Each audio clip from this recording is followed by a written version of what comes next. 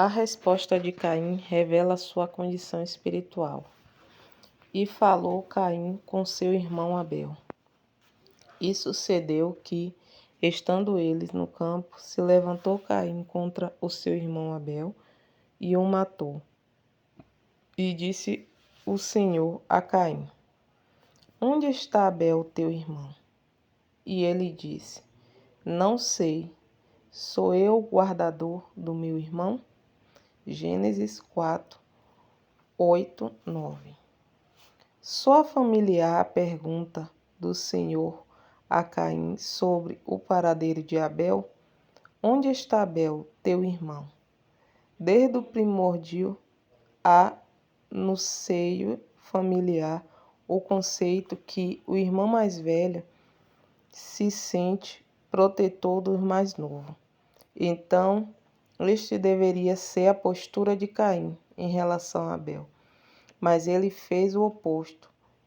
O questionamento divino, portanto, visava lembrá-lo do seu papel de filho primogênito e, com isso, prover arrependimento dele e a confissão do seu pecado.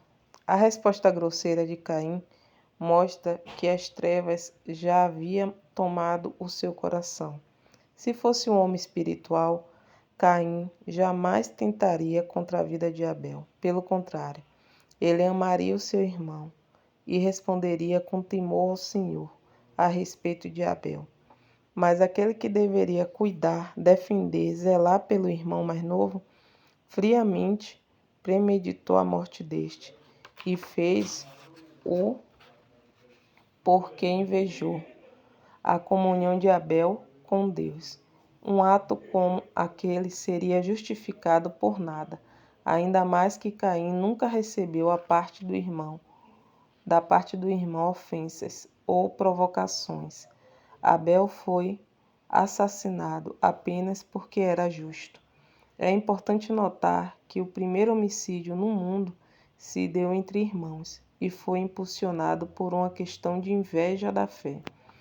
Esse episódio, narrado na Bíblia, me fez entender que a nossa maioria luta, injustiça e perseguição nem sempre vem das pessoas de fora da igreja e de incrédulos, e sim daqueles que estão entranhados na família da fé. Não foi o que aconteceu com José? Seus irmãos, tomados de invejas, foram seu algoze.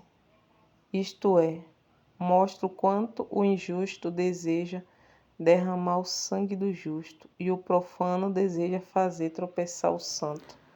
O pecado está à porta de todos. Se bem fizeres, não é certo que será aceito? E se não fizeres bem, o pecado já às portas, sobre si será o seu desejo, mas sobre ele devem dominar. Gênesis 4, 7. Assim como Caim não desistiu ao pecar do que abatia a sua porta, aquele que oferece oferta imperfeita no altar do Senhor não consegue dizer não à própria carne. Tais coisas acontecem porque a pessoa ignora o princípio estabelecido por Deus, a fim de fazer tudo do seu próprio jeito. No entanto, mesmo que o desejo de pecar surja de forma audaciosa e insistente, o poderoso afirma categoricamente que o ser humano tem poder para dominá-lo. Caso queira, cabe a cada um rejeitar o pecado com todas as suas forças.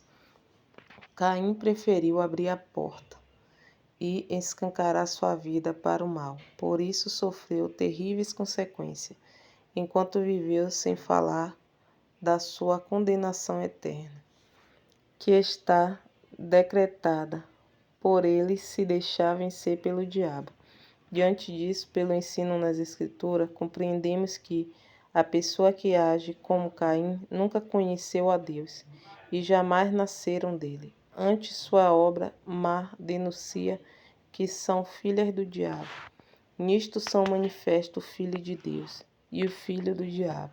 Qualquer um que não pratica a justiça e não ama seu irmão não é de Deus, porque esta é a mensagem que ouvintes desde o princípio, que nos amamos uns aos outros, não como Caim, que era do maligno, e matou seu irmão, e por causa a matou, porque a sua obra era má, e as do seu irmão justa.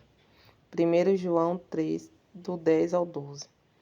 Ao assassinar Abel, Caim quis fazê-lo desaparecer.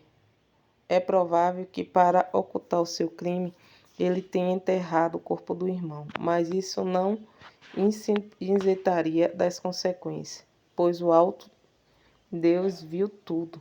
A voz do sangue inocente de Abel clamaria ao Todo-Poderoso. Por isso, aquele que havia cometido tal maldade não ficaria de modo algum impune.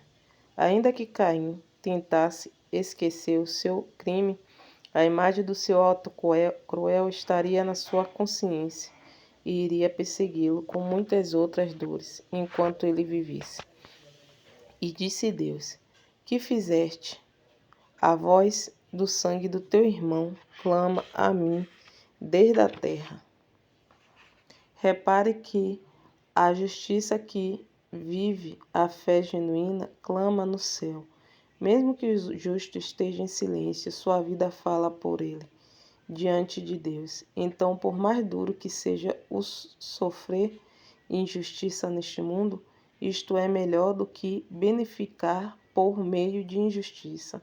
Sabemos que por termos consideração pelo Senhor e pelo seu altar, gemeremos, mas temos a garantia de tê-lo ao nosso lado e não contra nós. Quem teme a palavra jamais deseja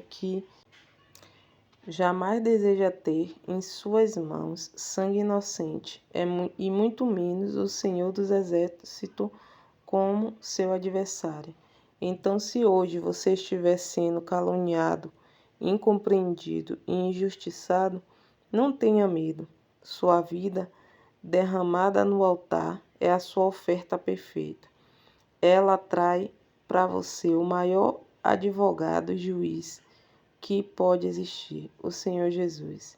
Ele o defenderá e fará sobressair o sol da justiça sobre a sua cabeça.